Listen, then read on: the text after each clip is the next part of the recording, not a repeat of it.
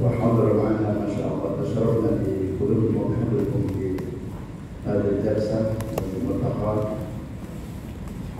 ثم الثاني فضيلة الشيخ الأستاذ الدكتور جل عبد القيم، والذي تشرفنا كذلك وليس فقط بحضوره فإنما adalah asbah dan transit di orang Tangerang. Beliau tinggal di Polis, bekerja bersama kita. Karena beliau menjadi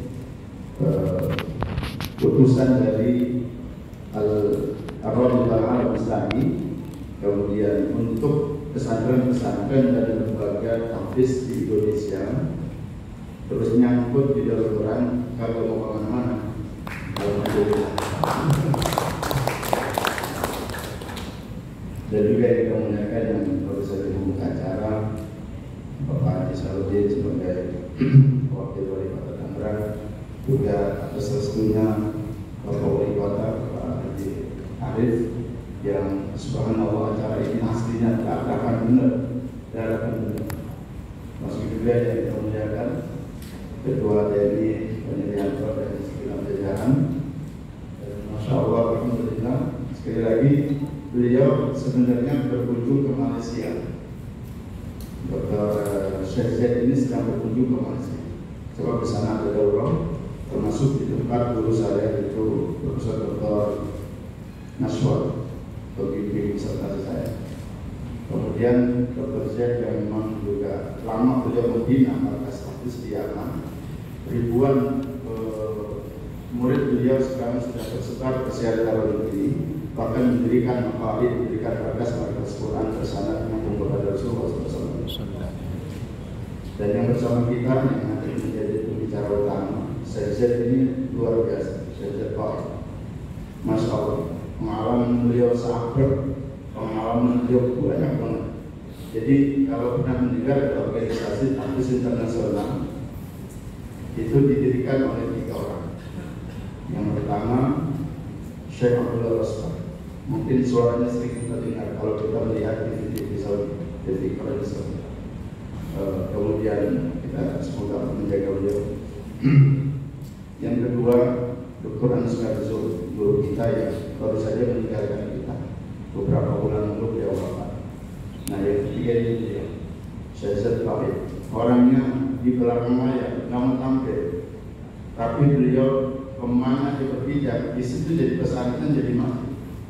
70 negara bahkan di sana banyak, bukan hanya ninggalin pesantren, bukan hanya ninggalin masjid, tapi ada guru juga ditaruh di situ yang bersama. Jadi kalau ada bicara Senegal, bicara Eropa, bicara Indonesia dan juga Asia Tenggara, beliau ini sudah apa ya? Kalau beliau bilang pernah berkelakar sama kami gitu. Waktu beliau di udara itu lebih banyak dibanding di darat. Terbangnya, alhamdulillah sekarang bersama kita. Maka hari ini kita harus banyak mengambil manfaat dari kehadiran beliau. Tapi ini bersama beliau untuk ini tidak jasa menjadi apa? Dari mulai bagaimana menjadi imam yang baik, bagaimana kemudian idarah masjid, takmir masjid, bagaimana kemudian everything lah pokoknya tentang masjid nanti bisa ditanyakan. Perkenankan saya mengambil murid daripada para guru semua yang ada di sini.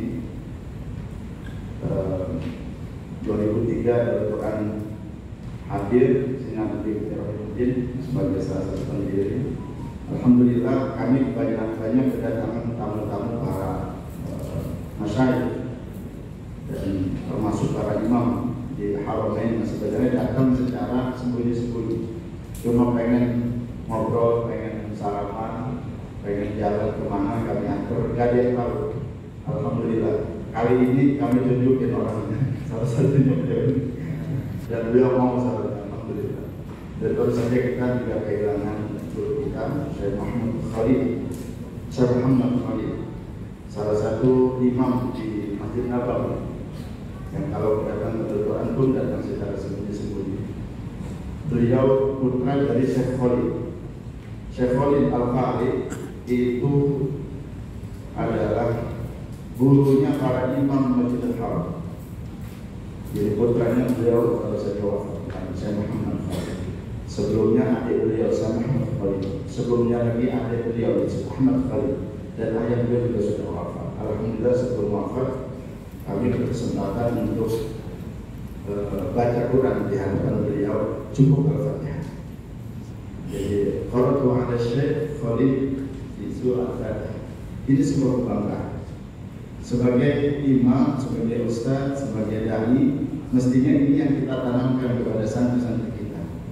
Bahwa ketika ketemu ulama, yang utama adalah kita ambil keberkahan. Keberkahan itu keberkahan santri. Kita menatap ulama saja dapat berkah, apalagi sampai kemudian kita mendapatkan setetes keberkahan sanad yang beliau beri.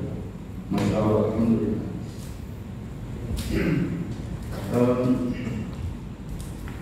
Syekh Khalid, Allah yarham, termasuk ulama yang selalu jadi rujukan buat Al-Quran di Saudi Arabia. Jadi ada mungkin pernah mendengar ada Syekh Ayub, Syekh Muhammad Ayub, Imam Masjid Nabawi. Beliau ini sering seorang juga kepada Syekh Khalid. Dan sekali lagi kebanggaan yang harus kita bangun ketika ketemu ulama adalah qara'tu 'alaihi al-Fatihah. Qara'tu 'alaihi al-Fatihah. Saya sudah baca Al-Fatihah di hadapan guru saya, di hadapan syekh saya. Sekarang jauh. Sekarang ini suasana kemudian juga cuaca berubah sebab medsos. Orang ketemu ulama yang saya pertama apa? Mau syekh suruh. Ini yang mungkin juga harus kita benahi. Ketemu syekh, ketemu guru, ketemu ulama, apalagi kita tahu dia pakar di bidang apa, ya kita baca Quran minimal. A'udzubillahi minasyaitonir rajim. Minimal itu. Jadi sebuah kebanggaan. Bagaimana juga ketika kemudian Rasulullah SAW memerintahkan berkata kepada Ubay bin Ka'ab radhiyallahu anhu, "Wahai Ubay, aku diperintahkan oleh Allah untuk membaca Quran di hadapan." Ini sebuah kebanggaan luar biasa. Seorang sahabat Allah memerintahkan Rasulullah untuk membaca Al-Quran di hadapan Ubay bin Ka'ab. Allahumma shalli ala sayyidina. Sampai Ubay menangis, bertanya berkali-kali, "Sesungguhnya Allah lihat betul Allah sampai apakah Allah nyebut nama saya di hadapan wahai baginda Rasul?" Iya, Allah nyebut agar saya baca Qurannya. Saat itu kemudian Rasul membaca surat Al-Baqarah dan tradisi para sahabat ketika mereka berkumpul, lalu ada ahli Quran di sana, ada ulama di sana, dia Quran ikram alaina Quran. Baca Quran itu bukan walau ayat, walau ayat, walau surat ayat, walau subhanallah dan bismillah. Makanya sebenarnya ini keberkahan yang harus kita bangun di masjid kita, di komunitas kita. Dan alhamdulillah sekali lagi berkenan dari kami, sedikit saja saya ingin mengatakan kalau kenapa kita kasih nama Multaqo. Pertama, biar kita berkumpul, dan ini sekali lagi di saat yang luar biasa, masih hari raya Idul Fitri. Saya mengucapkan azan al-faizin, mohon maaf dan batin. Pada hari yang Jumat ini luar biasa sempitnya, saya bilang ke Pak Haji Yanto, kita bisa menikmati ini. Dadakan mungkin Bismillah. Alhamdulillah kita disambut Pak Wahid yang memang luar biasa untuk acara-acara seperti ini. Imam Masjid sebagaimana kita tahu punya banyak keutamaan yang karena dan Allah dan kepada ampunan luar biasa. Saya sudah tidak masalah bisa diberikan. Dan yang kedua yang coba saya wasiat buat saya dan wasiat buat kita semua, bahwa setiap kita mestinya melakukan sebagai dai, sebagai ustaz, sebagai imam, melakukan satu hal yang ini di dunia umum lumrah terjadi, yaitu self-informing. Bagaimana kemudian kita meningkatkan kemampuan diri, skill kita. Apalagi kita imam, maka kemampuan kita di bidang Al-Quran ini yang harus kita tingkatkan. Dan ada amanah betul dari Rasulullah SAW bahwa Allah Subhanahu wa Ta'ala itu menyukai, Inna Allah Ta'ala yuhibbu idza 'amila ahadukum 'amalan ayyuqinah. Allah Subhanahu wa Ta'ala menyukai, mencintai siapa saja yang ketika melakukan sebuah pekerjaan maka dia lakukan tugas itu dengan mungkin, dengan baik dan benar. Ini saya coba sedikit menggambarkan tentang Irfan. Al-Allamah Muhammad bin Ismail Al-Amir As-San'ani dari Yaman, pengarang kitab At-Tanbir, memberikan penjelasan tentang mungkin. Apa sih mungkin? Mungkin itu mengerjakan secara benar, mengerjakan secara baik, mengerjakan secara tepat dan sempurna. Jadi ayyuhsinahu wa yukammilahu, yuhsin wa yukammilahu, yuhsin wa yukammilahu. Yang kedua, agak sedikit keren, dalam kamus Dictionary of Modern Written Arabic, yaitu Hansberg mengatakan bahwa itqan itu sebagai perfection, al-kamal sebuah kesempurnaan, kemudian precision, jadi presisi di bahasanya Pak Kabul, presisi, jadi yukon. Kemudian broad skill, ada mahar syamil, mahar yang skill yang komprehensif. Kemudian proficiency, al-hilm, ada apa namanya kecakapan yang atau smart ya. Kemudian mystery yaitu tamakul. Nah, itqan dalam melakukan sesuatu harus sungguh-sungguh. Bekerja dengan itqan berarti bekerja dengan hati-hati, bekerja dengan sepenuh hati, bekerja dengan mutu yang tinggi, bukan hanya seadanya, bukan hanya asal terlaksana. Jadi pokoknya terlaksana, baru tidak terima. Ini yang mungkin harus kita hindari.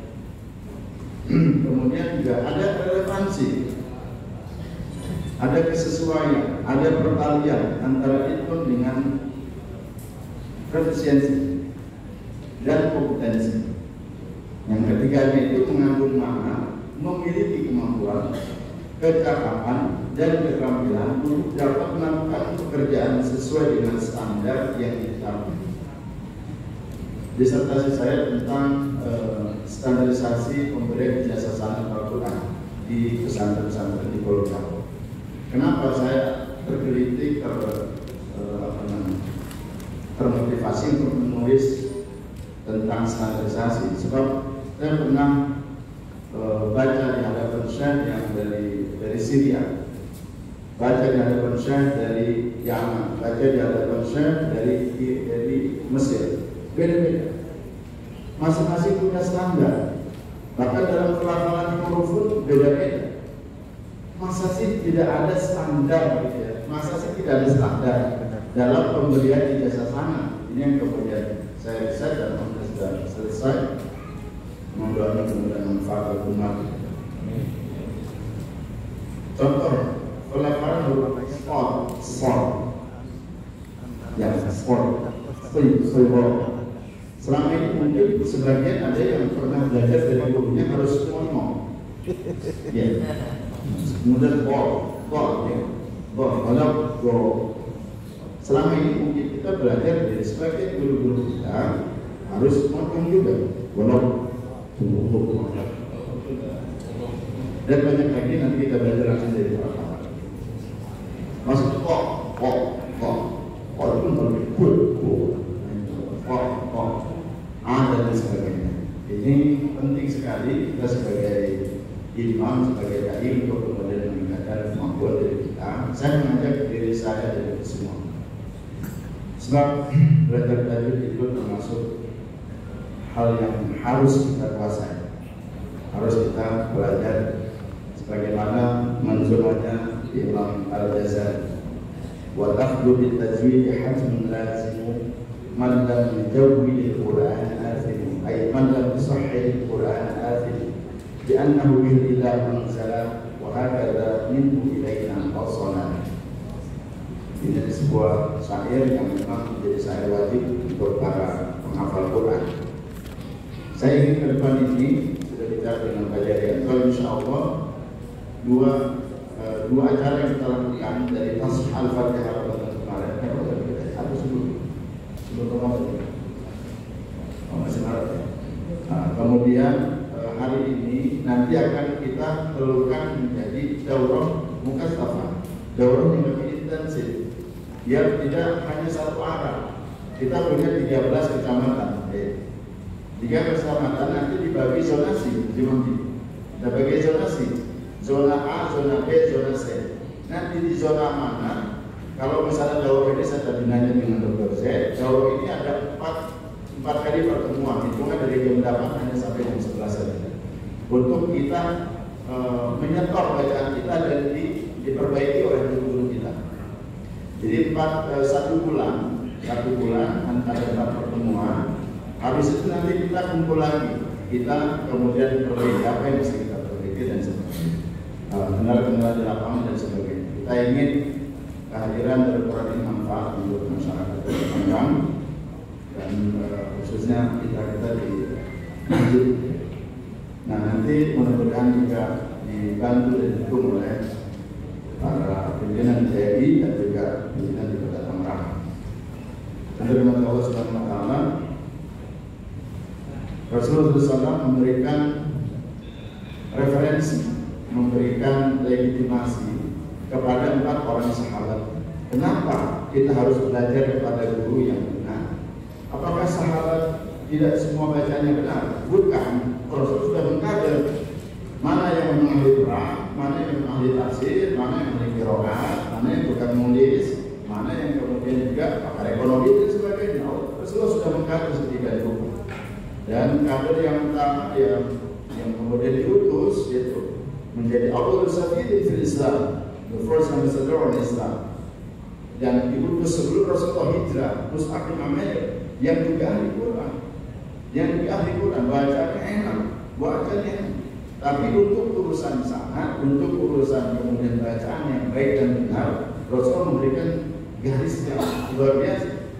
Khudul Quran min arba'ah, ambillah Al-Quran dari 4 orang sahabat, yakni min Ibn Ummi Abd. Ibn Ummi Abd ini panggilan dari Abdullah bin Mas'ud. Kemudian dari Mu'adz bin Jabal. Kemudian dari Ubay bin Ka'ab, Sa'id Maula Abi Hudzaifah, 4 orang sahabat. Hadis lain ada yang kemudian juga para sahabat yang lain, tapi 4 ini yang kuat. Sebab apa? Rasulullah sudah mengajarkan Al-Quran sebagaimana diturunkan. Bahkan beliau memberikan ada satu hadis, kalau kau ingin mendengarkan bagaimana Al-Quran ketika diturunkan, bagaimana bacaan Al-Quran ketika diturunkan, dengarkan bacaan baik.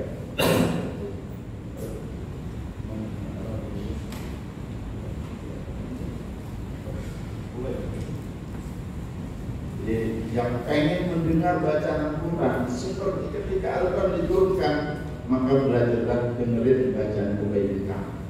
Artinya kan, ada spesialisasi khusus gitu. Dan ini juga dalam ilmu kita, ilmu Islam dalam agama kita yang luar biasa. Sangatlah yang kemudian menjadikan alhamdulillah agama kita terus berkembang dan kita tahu bagaimana detiknya Al-Quran sampai hari ini masih dijaga oleh Allah Subhanahu wa taala. Saya tidak berbanyak kalam, cuma sedikit agar menjadi bahan renungan kita. Ketika Sunofogol, Sunofogol, saya punya guru Profesor Dr. murid cucu dari Zainuddin Fanan, Dr. Rustan B. Beliau pernah S2, jadi dari Lahore beliau S2-nya di Belanda. dari Pakistan, beliau sebenarnya di Leiden University. Leiden University ini tempat terakhirnya Senor Forgonya berkhidmat untuk ilmu menurut beliau, dan masih sempat berjumpa dengan muridnya Senor Forgonya,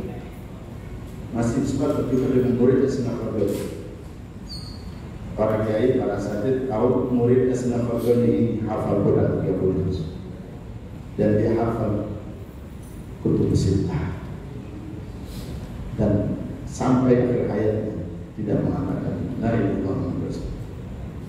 Senor Forgonya dalam sebuah analisanya mengatakan bahwa saya sudah tahu rumus, saya sudah tahu formula untuk menghancurkan umat Islam Indonesia. Waktu itu belum ada Indonesia Nusantara. Apa? Jauhkan mereka dari Al-Quran. Jauhkan mereka dari. Hari ini anak-anak kita yang di SMP, SMA umum mungkin ya sekedar renungan saja, tapi sekali lagi kita harus berbenah bahwa mudah-mudahan dengan multaqa kita kali ini tercetus semangat kita bersama bahwa masjid tempat kembali umat, tempat kembali anak-anak muda untuk kemudian mereka belajar Al-Quran, belajar agama yang baik dan benar, insyaallah. Wa jazakumullahu khairan katsiran. Dari saya cukup sekian, nanti kita akan dengarkan paparan dari Profesor Dr. Zaid Al-Qaili. Saya tahan kita mungkin mukadimah Syekh Zaid. Baik, insyaallah. Boleh.